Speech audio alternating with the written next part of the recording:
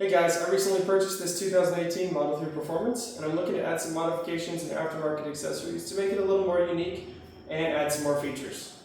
And in today's video, we're going to be featuring a company called Tesery. They sent me out a couple of their products to check out. It's going to be more focused on the door lighting accessories here, and we might have some other products in the future, but we're going to start with those. So I've got their Illuminated door sill kit and their Puddle Light kit. There's a couple different options you can pick for those items, but I'll show you what I picked up and show you how to install them here in a second. So for the first product, we're going to start with doing the puddle lights here. You can see these are labeled left. I'm just going to do the entire left side of the car, and then obviously you just duplicate that on the right side. So here they are. I've got both of the left side ones. They're the same front and back, so we'll just show each here.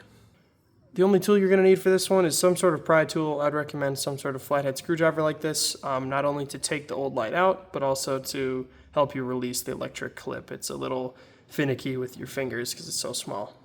Alright, so you can see the stock light here. On one side, there's a little notch, and that's where we're going to want to stick our flathead here, and you simply want to pry. Super easy, you don't have to have a ton of force, and it should just pop right out. So you can see it doesn't come out very far, and that's why I'd recommend using a flathead for this step. But there's a little clip on here, and you basically want to get your flathead and press down on this little notch, and pull out. It's a little finicky. See there, I got it. Just press down on that and try and pull it out. And then with the new one, as you can see, we can simply just plug it in. It matches up with the plug on here. So you plug that guy in and the light's on. And now we just want to put it back in. Obviously, check and make sure with the logo on the ground to make sure it's facing the right way when you put this in, or the way that you want it. I guess there's not really a right way. And then you just kind of press it back in. Very simple. And now as you can see the logo on the floor. Obviously pretty dim in the daylight here, but couldn't see the other one before at all. And for the rear light, it's exactly the same process, so I won't show it again. And now for the next product, we have the illuminated door sill here. I got the black version, so we'll start with the front. And for this step, you're going to want to get some rubbing alcohol, a wipe, a knife to help peel off some of the adhesive stickers, the little magnet guides, and their primer. So the first thing you're going to want to do is get the magnet. So the magnet's just going to be taped on here, and this allows you to test the functionality. So that little foam circle is where the magnet needs to be placed, and you can see when the magnet's over it, it's off, and when the magnet's off, it's on, and that's basically going to be on the door, which will trigger this so it doesn't waste battery. They do come with two CR2032 batteries installed already. So the next thing we're going to want to do is thoroughly clean the whole door sill and the plate right here. So I just got some alcohol on there. I'm going to try and get as much of the crap off as possible. Obviously just the immediate area around it and the sill itself. You can see mine is pretty beat up here, so this is a really nice upgrade for me. And the next area you're going to want to clean is underneath the door sill here. This is where the magnet's going to stick, and you can see how disgusting mine is here. So going to want to clean that whole area. It's not the plastic area up here, it's the metal area down here.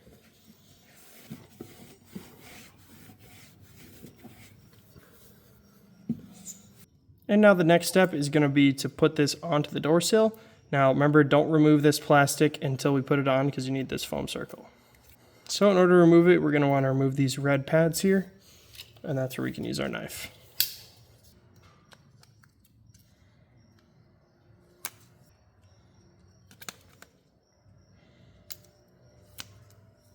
And with those removed, we can stick it on. It does kind of snap down a little bit, so you're going to want to try to line that up just like that. And you might be able to hear a little snap. It's not going to be super loud. And then we're just going to want to press down on the surface. Get it firmly secured. And it will be a tiny bit loose, and that's just because these are removable if you have to change out the battery in the future. So you don't have to take off the adhesive to do that later. And the next step would seem like the hardest step, and that would be trying to place the magnet on the other side of the door exactly where this foam ring is. But they make it really easy. So that's what these rings are for. We're going to want to take one of the rings, and there's adhesive on one side, and we can essentially put that over this ring facing up so the adhesive is facing out. And then essentially what happens is when you go to shut the door, it will stick to the other side of the door and it'll pop right off of there, and then you have the exact place where you need to place it. So you can just shut the door. and open the door back up, and you can see that it's gone. And now you can see the foam ring is on there, and you just have to remove the little adhesive strip on the magnet and just place it in there. Doesn't have to be perfect, just has to be within that ring there. You can press down a little bit to make sure it's not going to move anywhere. And installation is done for this door. Now, obviously, to avoid it colliding with the magnet, we're going to want to peel it off now.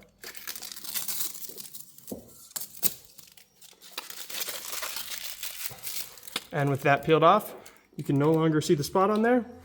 And you can see if we shut the door, that will essentially trigger the magnet. And now it turns on when you open the door.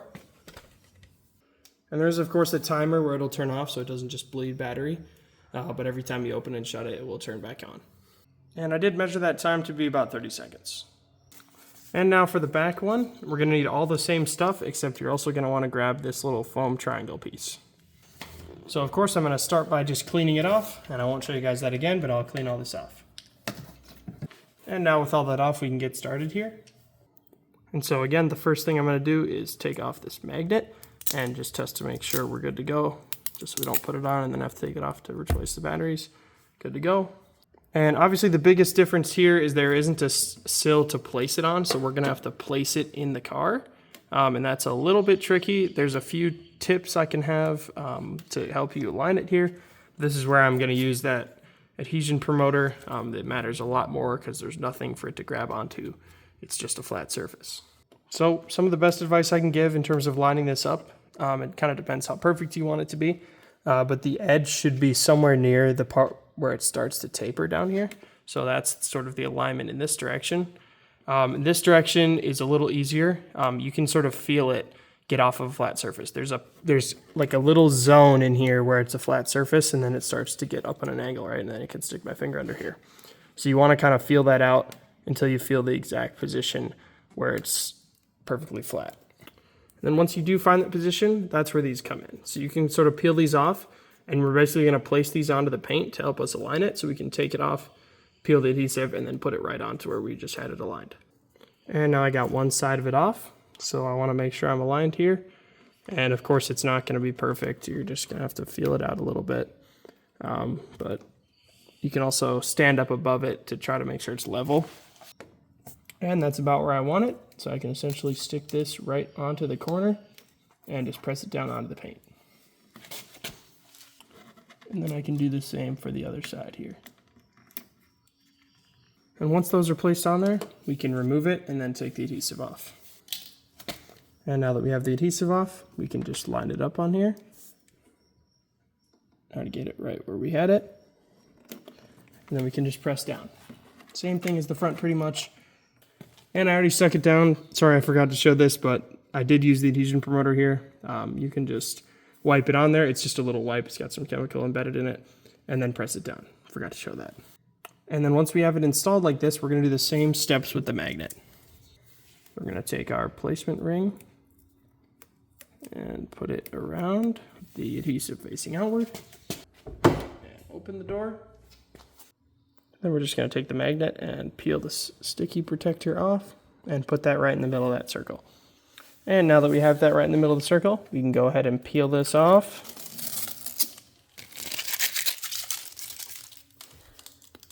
And then we can test it to make sure it works. And with the door open, we can see the lights are on. So now I'm going to go ahead and peel these off. Now this seems like a simple step, but I'm going to caution you to be careful with this. The foam is almost weaker than the adhesive. It's like a really strong adhesive they put on this stuff.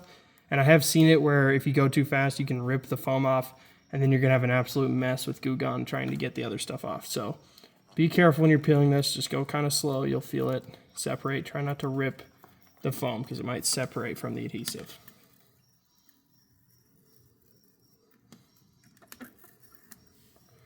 That went pretty well. And I'm just kind of starting from the top up here.